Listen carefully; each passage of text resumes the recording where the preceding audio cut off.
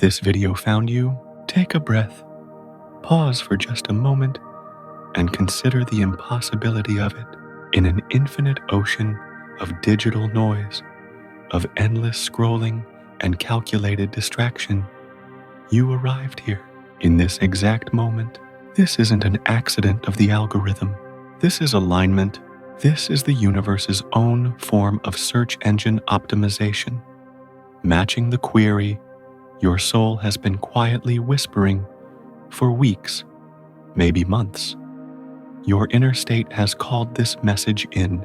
The frequency of your restlessness has become so clear, so potent, that it had no choice but to attract a reflection.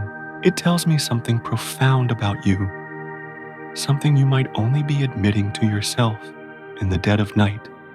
You are ready for what's next.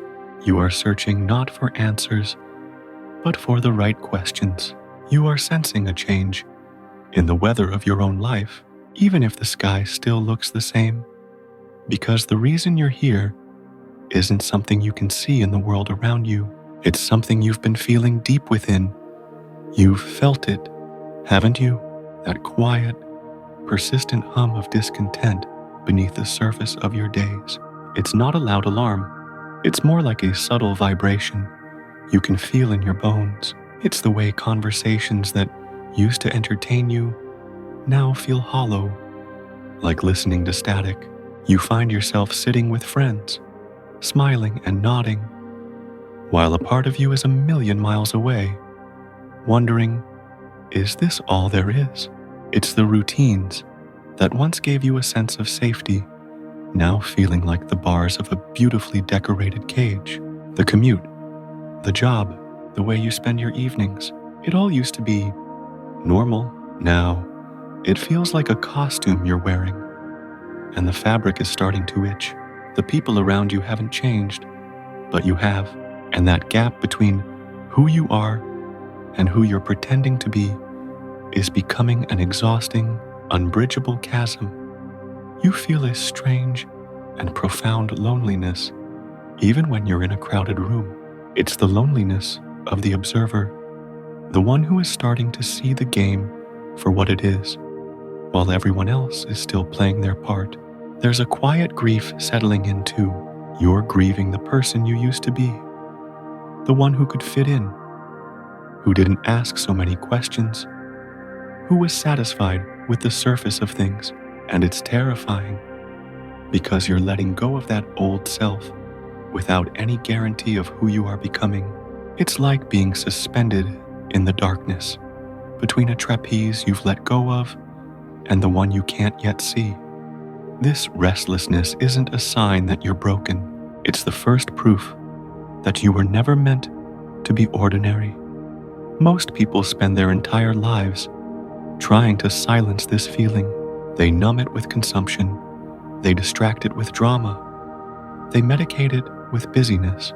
They trade the magnificent, terrifying ocean of their potential for the safety of a swimming pool. They confuse comfort for peace, and they confuse security for fulfillment. They build their lives on a foundation of shoulds and supposed tos, and then spend decades wondering why the whole structure feels so fragile. But you're different. You started to notice the cracks. You started to question the rules. You felt the hollowness in the comfort, and instead of running from it, you leaned in. You began to see the invisible cage that everyone else accepts as reality. And the thing about seeing the cage is this: once you see it, you can never, ever unsee it. That perception, that unsettling awareness, is what makes you an outlier. It's what makes you rare. And this awakening doesn't feel glamorous. It comes disguised as loss. It feels like things are falling apart. You lose friends who cannot understand why you're no longer interested in the same old complaints and gossip. You lose the version of yourself that knew how to keep everyone else comfortable by staying small. You lose the comforting illusion of certainty you once clung to, and you are left raw, open, and exposed. It feels like destruction, but it is not destruction. It is demolition. It is the universe clearing the condemned building of your old life to make way for the skyscraper it knows you are capable of becoming. What feels like it's falling apart is actually just falling into place. This feeling of everything coming undone isn't random chaos. It follows a predictable map, a sacred sequence of transformation that only the truly restless are invited to walk. It's a journey of ascent, and it unfolds in 5 distinct stations. Recognizing where you are on this map is the key to navigating it with grace instead of fear. The first is what I call the subtle fracture. This is where you are now, or where you've just been. It's a hairline crack in the vase of your reality. On the outside, everything still looks perfect. You have the job, the relationships, the life that checks all the boxes. But inside, something is off. You feel a quiet, gnawing dissatisfaction. It's the beginning of the great questioning. Is this what I really want? Or is this what I was told to want? This stage is subtle, almost dismissible. It's just a feeling, a whisper, but it's the most important stage of all, because it's the moment your soul first knocks on the door of your conscious mind. If you listen to that knock, you enter the second station, the great unraveling. This is when the hairline crack shatters the entire vase. The knock becomes a battering ram. This phase is active, chaotic, and often painful. It's the phase of shedding. Relationships that are built on your old, inauthentic self begin to crumble. A career path that is misaligned with your soul becomes so unbearable you have to leave. Your identity, the story you've told yourself about who you are, begins to dissolve. This is the stage where it genuinely feels like you're losing your mind. You are not. You are losing the mind that was never truly yours to begin with. You are deprogramming. This is the demolition phase, and there is dust and debris everywhere. From the chaos of the unraveling, you descend into the third station, the sacred void. This is the loneliest, most misunderstood, yet most crucial station on the entire journey. The old life is gone, but the new one has not yet arrived. You are in the in-between. The demolition is complete, but the new foundation has not been poured. There is just space, emptiness, uncertainty. In this void, there are no external distractions to save you. There is only you and the silence. Most people panic here.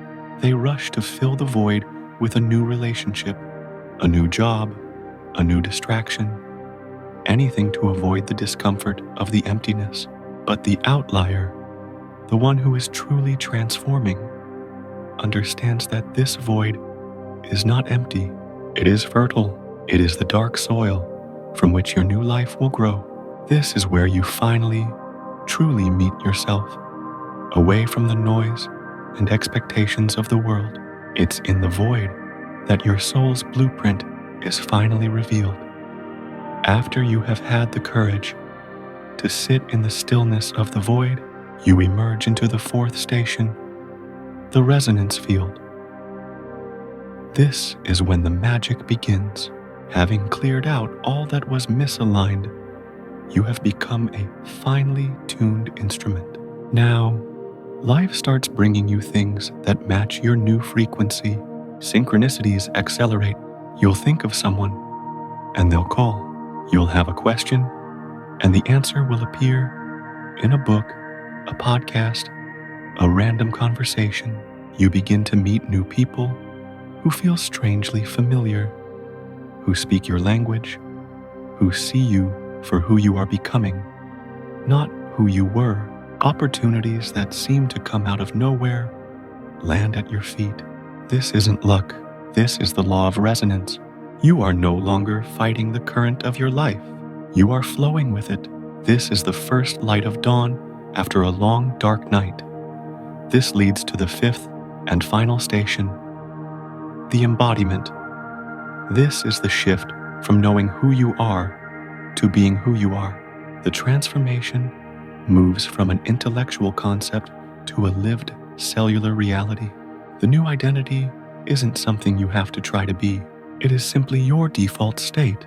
You no longer make decisions based on fear or obligation, but from a place of deep, intuitive knowing. Your presence itself becomes calming. Your actions become aligned. Your words carry a new weight. You are no longer a person seeking transformation. You are the transformation. You are living the blueprint that was revealed to you in the void. This isn't an end point, but a new beginning, a new foundation from which to build an authentic life. But be warned, just as you approach this final station of embodiment, just as you begin to feel the solid ground of your new self beneath your feet, the old world and the old you will mount one last, desperate defense. It's the most subtle and dangerous stage of resistance. It doesn't arrive like an army with banners. It arrives as a whisper, your own voice, turned against you. This is the guardian at the gate. It's the final test of your conviction, the last stand of your ego and your old identity. The guardian is the personification of all your deepest fears. It will sit you down in a quiet moment and speak to you with perfect, cold logic. It will say, "You're being crazy. You had a good life. Why did you have to ruin it?" It will whisper, "Who do you think you are to want more than this? You're not special. You're not one of those people. Just be grateful for what you had." It will show you a highlight reel of all the comfortable moments from your old life, painting them in a golden, nostalgic light, and ask, was it really so bad? This voice is the ego's primal terror. The old identity you've been shedding realizes it is about to be annihilated, and it will do anything to survive. It will use your own intelligence against you, constructing airtight arguments for why you should retreat, go back, and be reasonable. It will tell you that this new path is lonely, uncertain, and arrogant, and if you believe it, you will turn back at the very threshold of your new life. This is where most people fail.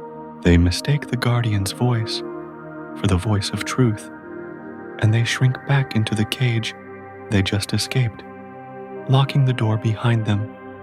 At the same time, the guardian will manifest externally. People from your past will suddenly reappear, trying to pull you back into old dynamics. Family members, with the best of intentions, will express concern. They'll say, "You've changed. You seem so distant." Or, "I miss the old you, the fun you." What they are really saying is, "Your growth is making my stagnation uncomfortable. Your light is illuminating the shadows I don't want to see. Please, dim yourself so I can feel safe again." You must understand, the intensity of the guardian's resistance is directly proportional to the magnitude of the breakthrough that awaits you. The louder the voice of doubt, the more magnificent the life on the other side of that gate. This guardian is not an enemy to be defeated, but a doorway to be walked through with intention.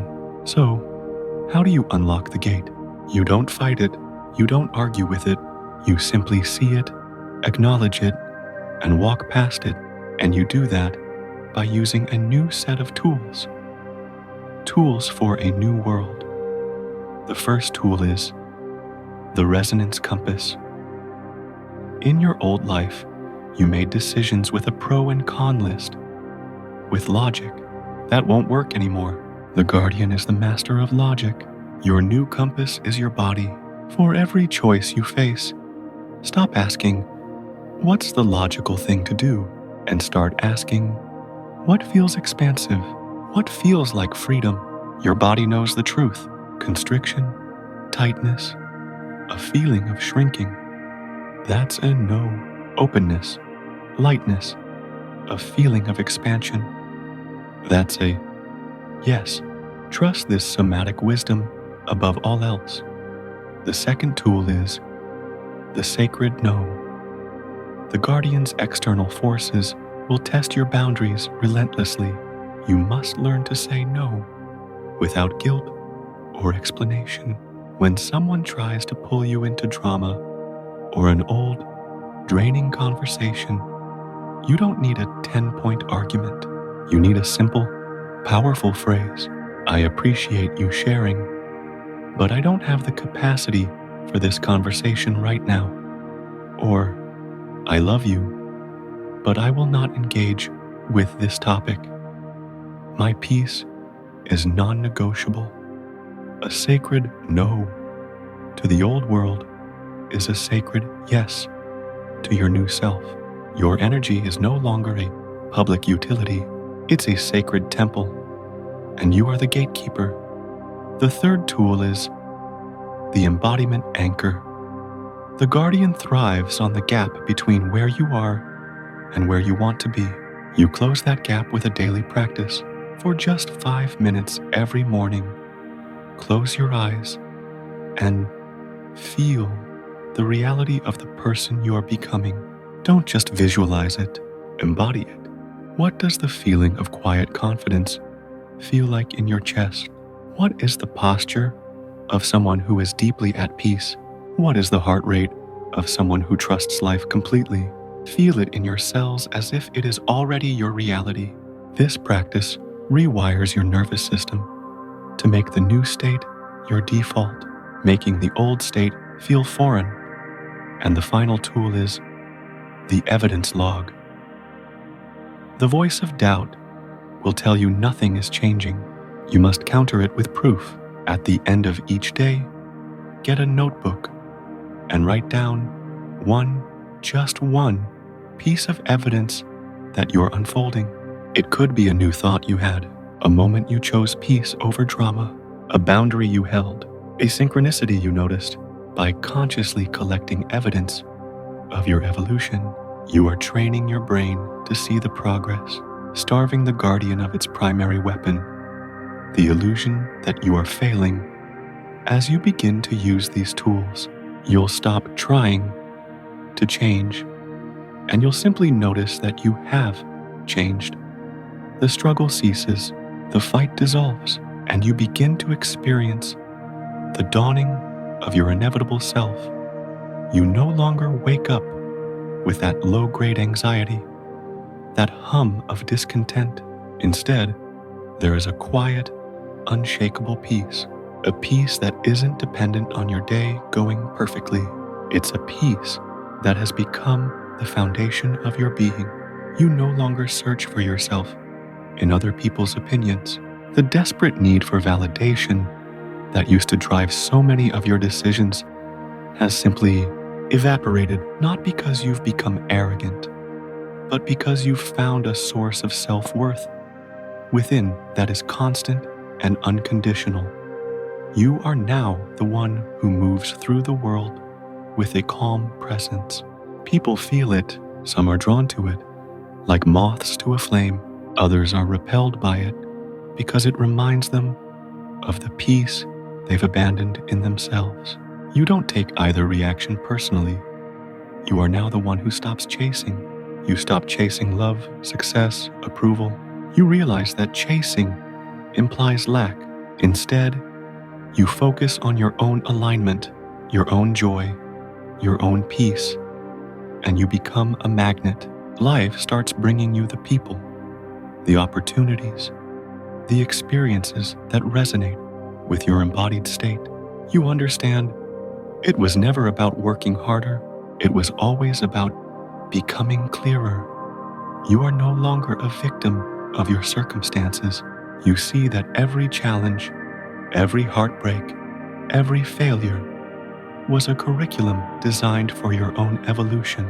The old you would have asked, why is this happening? to me. The new you asks, what is this revealing in me? Your service to the world is no longer about fixing people or saving them. You finally understand the most profound act of service is to become fully and unapologetically yourself. Your embodied peace gives others permission to find their own. Your unshakable boundaries teach others what self-love looks like. Your authentic light illuminates the path for those who are just beginning to notice the cracks in their own reality. You become the lighthouse, not the lifeboat. If you have felt this dawning within you, if you recognize this journey as your own, it is time to declare your readiness. It's time to step out of the audience of your life and onto the stage. The world is full of people waiting for permission, waiting for a sign. But you, the outlier, the one who walked through the fire of the unraveling and sat in the silence of the void, you are the sign. If you are ready for your next stage, I invite you to make a declaration. Go to the comments below and write, I am unfolding. Write it not for me or for the algorithm, but as a digital rite of passage, a declaration to yourself and a signal to the universe that you accept the invitation. Let it be a flag you plant in the soil of your new world, and let it be a light for others who have just arrived here, feeling that same restlessness you once felt. And if this message resonated, share it with one other person you know who might be feeling that same sacred unrest, because your restlessness was never a problem to be solved. It was never a flaw to be fixed. It was the invitation you've been waiting for your entire life. It was your true self calling you home.